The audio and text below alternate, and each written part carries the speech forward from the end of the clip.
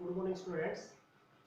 तो जैसे कि लास्ट आर्टिकल में हमने क्या पढ़ा, एंजाइम को पढ़ा, कैटलिस्ट और एंजाइम, ये दोनों जो आर्टिकल थे मैं कंप्लीट कर लिया था। कैटलिस्ट क्या था, एंजाइम को बायो कैटलिस्ट कहते हैं, ये सब किया था मैंने। कैटलिस्ट की कैरेक्टरिस्टिक्स भी पढ़ ली थी हमने, एंजाइम के कैरेक्टरिस्टिक्स जो थी ना वो पढ़ ली थी, मैंने मैकेनिज्म जो था वो पढ़ लिया था, एग्जाम्पल, ये सब चीज़ें हो चुकी थी। उसके बाद मतलब सरफेस केमिस्ट्री में एडजॉर्प्शन वाला पार्ट और कैटालाइसिस और एंजाइम वाला पार्ट ये कंप्लीट कर लिया मैंने। अब जो टॉपिक आपके पास लास्ट टॉपिक है इस आर्टिकल का, इस यूनिट का, और वो आपके पास कोलाइड्स, कोलाइड्स कहते हैं इन्हें,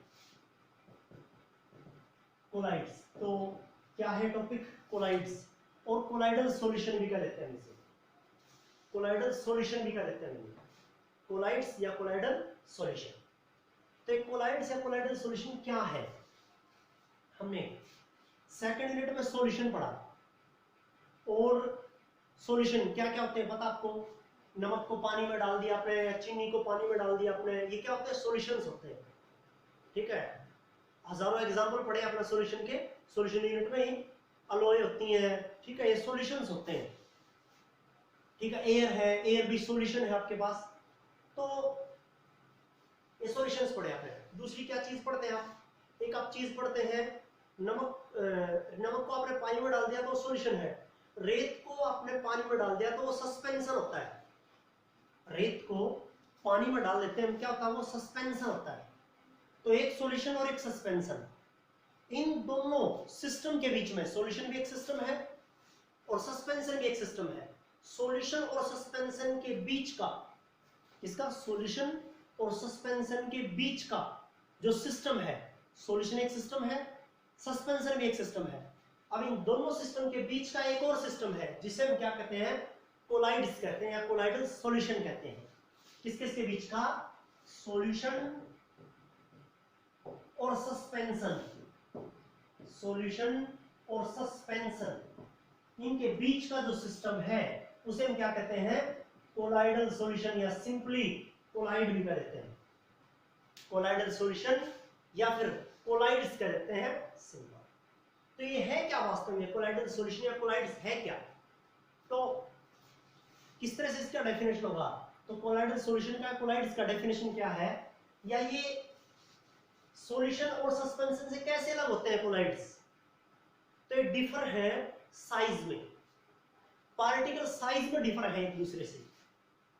ये जो डिफरेंट सिस्टम है वो एक दूसरे से डिफर कैसे हैं, किसमें, साइज में, शेप में, साइज में या शेप में एक दूसरे से क्या है, ये डिफर है। तो colloids are the state of system, colloids are the state of system which have a size of particle in the range of 1 nanometer to the 1000 nanometer. Colloidal states of matter may be defined as the system in which the size of the particle are in range between 1 nanometer to the 1000 nanometer. Colloidal state या colloidal solution ये क्या होते हैं, ये वो state of matter है, matter की एक अनदर स्टेट है कि जिसमें पार्टिकल का साइज 1 नैनोमीटर से 1000 नैनोमीटर तक रहता है, 1 नैनोमीटर से 1000 नैनोमीटर तक रहता है। And these collides and these colloidal solutions या particles of colloidal solution passed from the filter paper and do not pass through the animal membrane, and do not pass through the animal membrane। कि colloidal solution जो होते हैं वो क्या होते हैं कि जिनका साइज 1 नैनोमीटर से 1000 नैनोमीटर तक रहता है पार्टिकल का साइज, और ये जो पार्टिकल्स है ये किससे पास हो जाते हैं, फिल्टर पेपर से तो पास हो जाते हैं, they can pass through the filter paper but do not pass through the animal membrane. Filter paper से तो पास हो जाएंगे लेकिन एनिमल मेम्ब्रेन से पास नहीं होंगे। वो क्या होते हैं, कोलाइड्स या कोलाइडल सॉल्यूशन, वो कोलाइड्स होते हैं या कोलाइडल सॉल्यूशन होते हैं।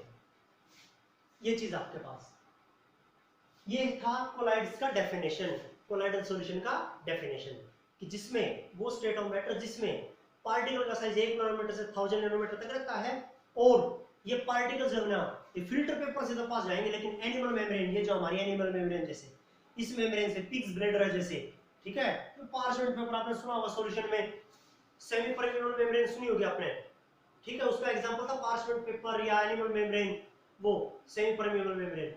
उससे किससे पास नहीं होंगे, वो एनिमल मेम्ब्रेन से पास नहीं होंगे, जबकि किससे पास जाएंगे, फिल्टर पेपर से पास जाएंगे, जो हमारे लैब में फिल्टर पेपर होता है उससे। ये होगा कोलाइडल सॉल्यूशन, ये डेफिनेशन था कोलाइडल सॉल्यूशन का, ठीक है। तो ये किस तरह से डिफर है, थोड़ा सा इनके बारे में बता रहा हूं, किस तरह से डिफर है, किससे, सॉल्यूशन से और कोलाइड्स और सस्पेंशन से, सॉल्यूशन से और सस्पेंशन से कोलाइड कैसे अलग है, या ये जो 9th क्लास की टेबल है जो आपने 9th क्लास में पढ़ा था, वही है ये चीज। इन तीनों की कैरेक्टरिस्टिक्स जो थी, मतलब पहला साइज का डिफरेंस है, जैसे इनका साइज, साइज में सॉल्यूशन का साइज कितना होगा, सॉल्यूशन के पार्टिकल का साइज कितना होगा, the size of the particles of solution are less than 1 nanometer,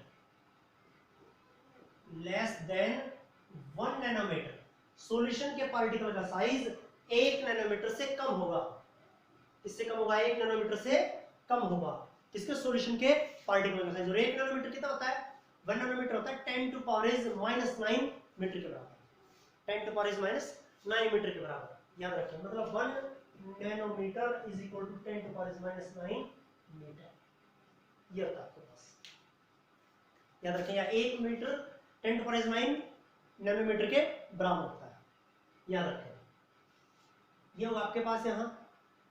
तो सॉल्यूशन के पार्टिकल का साइज 1 नैनोमीटर से कम होता है, कोलाइड के पार्टिकल का साइज कितना होता है, 1 नैनोमीटर से 1000 नैनोमीटर तक, 1 नैनोमीटर से 1000 नैनोमीटर तक। सस्पेंशन के पार्टिकल का size more than, the size of the particles of suspension are more than 1000 nanometre, suspension के पार्टिकल का साइज 1000 नैनोमीटर से ज्यादा होता है। कोलाइड का हमें याद कौन सी करनी चाहिए, या पढ़नी कौन सी है, कोलाइड्स की जो कैरेक्टरिस्टिक्स है, जैसे साइज लिख दिया पहला, लेकिन डिफरेंस बताना सॉल्यूशन से भी और सस्पेंशन से भी, तो ये चीज, ये होगा आपके पास साइज में। दूसरी चीज है फिल्टरेबिलिटी, फिल्टरेबिलिटी, फिल्टर होने की, ठीक है, फिल्टर होने की जो एबिलिटी है किसमें, कि ये किसमें से पास हो सकता है या किसमें से पास नहीं हो सकता, तो solution, the particles of solution are passed from animal membrane as well as filter paper. Solution के पार्टिकल इतने छोटे होते हैं कि वो किससे भी पास हो जाते हैं, एनिमल मेम्ब्रेन से भी और फिल्टर पेपर से। फिल्टर पेपर एनिमल मेम्ब्रेन से पास जाएंगे तो फिल्टर पेपर से तो पास होना बहुत इजी है उनके लिए, तो ये पास जाएंगे किससे, फिल्टर पेपर से भी as well as animal membrane, passed through animal membrane as well as filter paper, filter paper के साथ साथ एनिमल मेम्ब्रेन से भी पास हो जाते हैं, इसके सॉल्यूशन के पार्टिकल। जैसे नमक को आपने पानी में डाल दिया तो वो हमारे एनिमल मेम्ब्रेन से भी पास जाएगा, अंदर चला जाएगा, और किससे भी पास जाएगा, वो फिल्टर पेपर से भी पास जाएगा। कोलाइड के particle, the particles of colloid pass through the filter paper and do not pass through the animal membrane, pass हो जाएगा किससे, pass through filter paper and do not pass animal membrane से पास नहीं होगा। सस्पेंशन के particle neither pass through the filter paper and nor pass through the animal membrane, ना तो किससे, neither passed through filter paper and nor passed through animal membrane, animal membrane से पास नहीं होंगे और ना ही फिल्टर पेपर से पास होंगे। किसके, सस्पेंशन के पार्टिकल वो बड़े होते हैं, इसलिए ना तो फिल्टर पेपर से पास होते हैं और ना ही एनिमल मेम्ब्रेन से पास होते हैं। ये था फिल्टरेबिलिटी में। उसके बाद में आपके पास है, जैसे उसके बाद में आपके पास क्या है, अपरेंस है,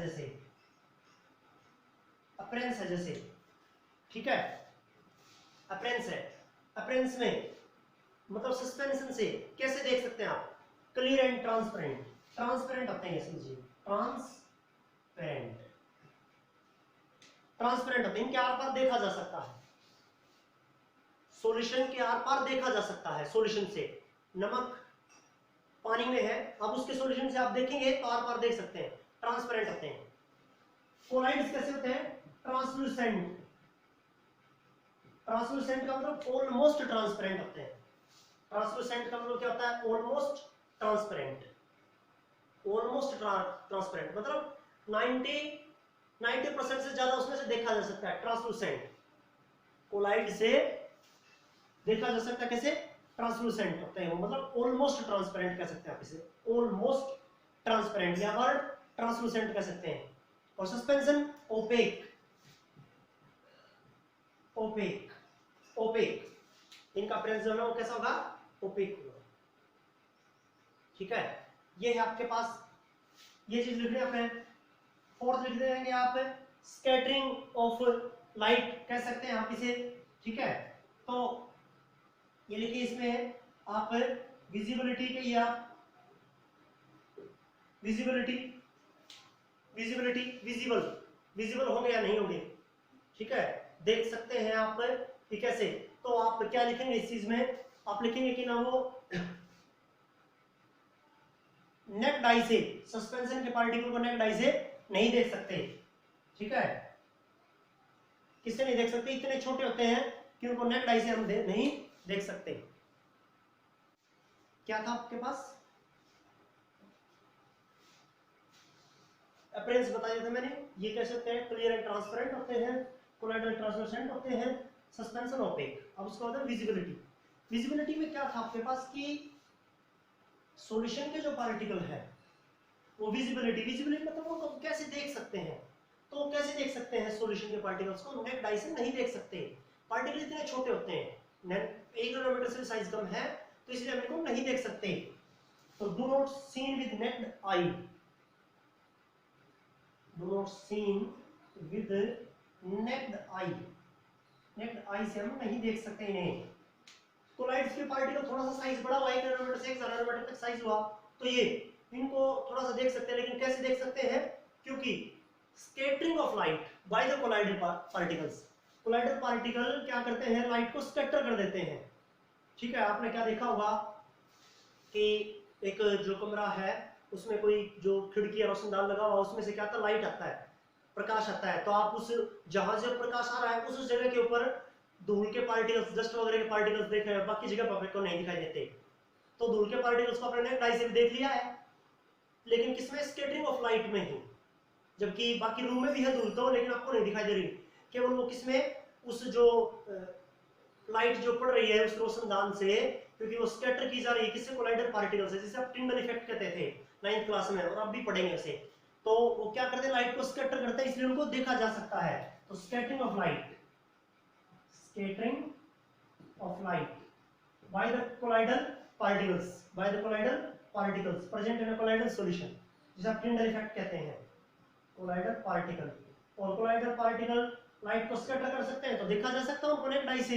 हाँ, जबकि नेक्ड आई से किसमें? दूसरी जगह के ऊपर जहां वो लाइट को स्कैटर नहीं किया जा रहा, वहां नहीं देख सकते आप कोलाइडल पार्टिकल्स को। ये था आपके पास। सस्पेंशन को आप आराम से नेक्ड आई से देख सकते हैं, क्योंकि वो 1 नैनोमीटर से बड़ा साइज है, उसके पार्टिकल को आप देख सकते हैं इजीली।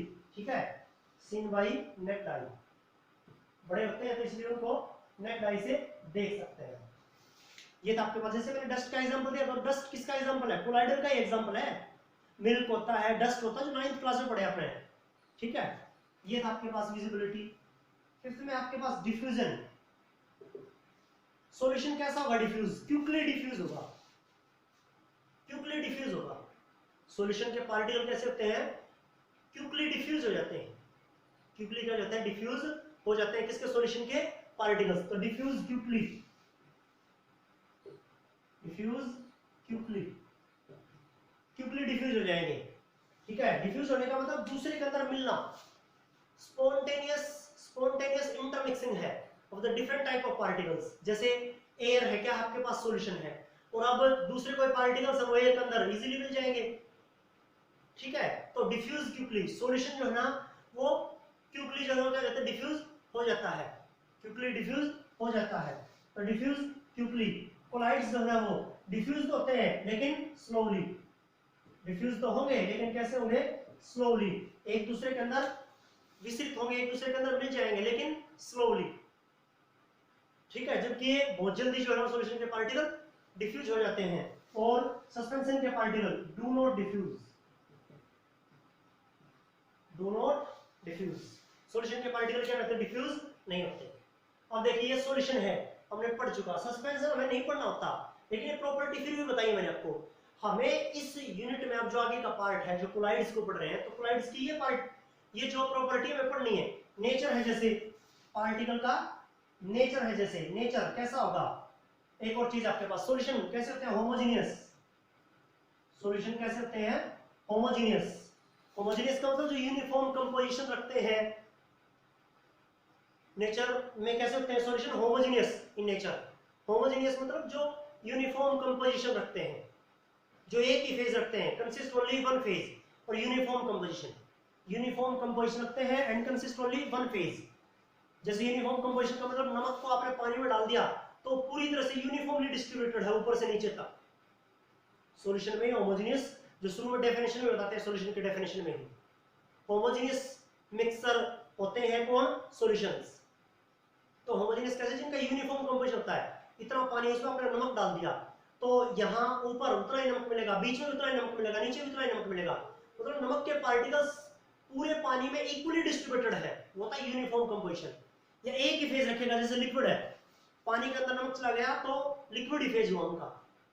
जबकि नमक तो कैसा होता है, सॉलिड होता है, लेकिन पानी में मिलने के बाद लिक्विड ही क्या फेज है, एक जैसा ही फेज है, ठीक है, दोनों पार्टिकल्स का।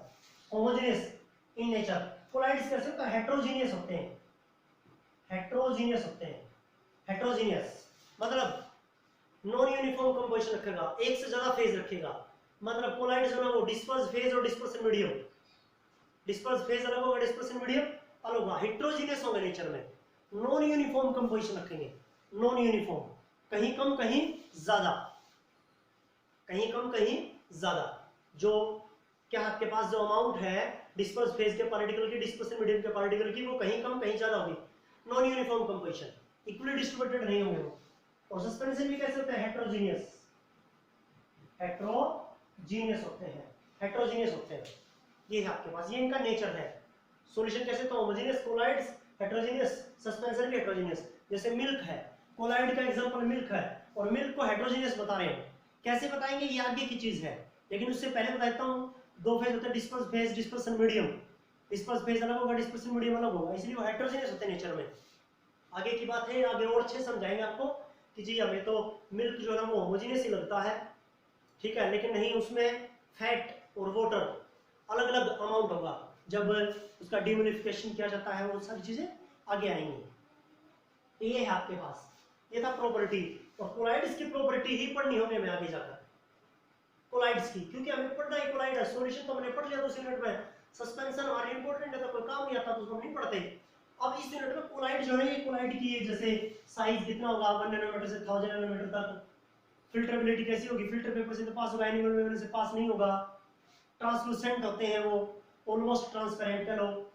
लाइट को स्कैटर करते हैं, जैसे टिंडल इफेक्ट कहते हैं, इसलिए उनको देखा जा सकता है नेक्ड आई से, लेकिन स्कैटरिंग ऑफ लाइट के दौरान ही डिफ्यूज होते हैं, लेकिन स्लोली डिफ्यूज होंगे। और कैसे होते हैं नेचर में, हेट्रोजीनियस, उनका नेचर कैसा था, हेट्रोजीनियस। ये चीज है, तो ये पढ़ना आपको। उसके बाद में कोलाइड्स के लिए और डिस्पर्स फेज क्या था, डिस्पर्सन मीडियम, उसकी क्लासिफिकेशन क्या है, किस किस बेसिस पर उसकी क्लासिफिकेशन है, ये सारी चीजें आपको नेक्स्ट वीडियो में जो है ना वो मिलेंगी। आज आपको 9th क्लास की चीज थी, बस थोड़ा सा उसको बढ़ा के जो बताया गया है, तो वो चीज मैंने आपको बताया है, ये काम आपको करना है।